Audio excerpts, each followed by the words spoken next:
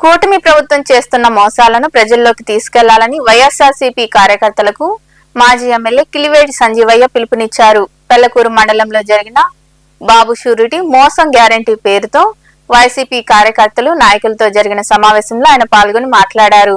పెళ్లకూరు మండలం చిలకూరు గ్రామంలోని వైఎస్ఆర్సీపీ కార్యాలయంలో మాజీ ఎమ్మెల్యే కిలివేటి సంజీవయ్య బాబు షూరిటీ మోసం గ్యారంటీ పేరు వైఎస్ఆర్సీపీ నాయకులు కార్యకర్తలతో సమావేశాన్ని నిర్వహించారు.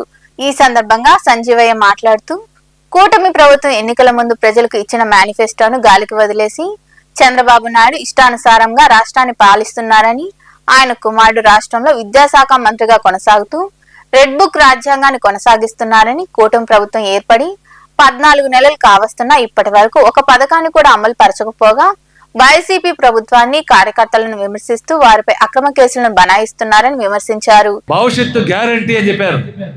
బాబు షూరిటీ భవిష్యత్తు గ్యారంటీ అని చెప్పారు. మరి అధికారం వచ్చినంత బాబు గారు బాబు షూరిటీ భవిష్యత్తు గ్యారంటీ అన్నారు. సంపద సృష్టిస్తా అన్నారు. నేను అప్పులు చేయను. జగన్మోహన్ రెడ్డి గారు అప్పులు చేశారు. నేను అప్పులు చేసే ప్రగతి లేదు. నేను సంపద సృష్టించి సంక్షేమ కార్యక్రమాలు చేస్తా అని చెప్పిన వ్యక్తి ఈరోజు సంక్షేమ కార్యక్రమాలు ఇవ్వట్లేదు. సంపద ఎప్పుడు సృష్టిస్తారో, ఎప్పుడు ఈ సంక్షేమ కార్యక్రమాలు ఇస్తానంటే ఆ సంపద సృష్టించే విషయం నాకు అర్థం కావట్లేదు, తెలియట్లేదు. నీకేమైనా తెలుసుంటే నా చెవులో చెప్తే ఆ సంపద సృష్టించి ప్రజలకు ఇస్తానయ్యా అంటున్నాడు. బుద్ధి లేకపోతే సరే, ఎన్నికల ముందు తెలీదా ఈ బుద్ధి? ఎన్నికల ముందు తెలీదా ఈ జ్ఞానం?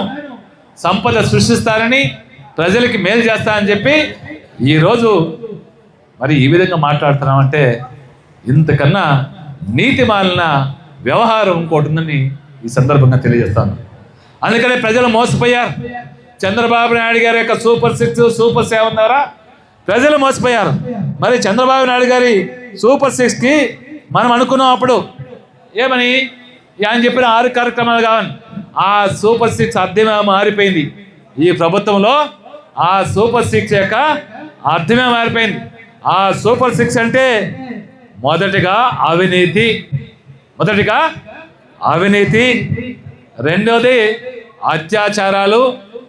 అత్యాచారాలతో పాటు మూడోది హత్యలు, మరి అరాచకాలు, వాటితో పాటు తప్పుడు కేసులు, మరి తప్పుడు ప్రచారం.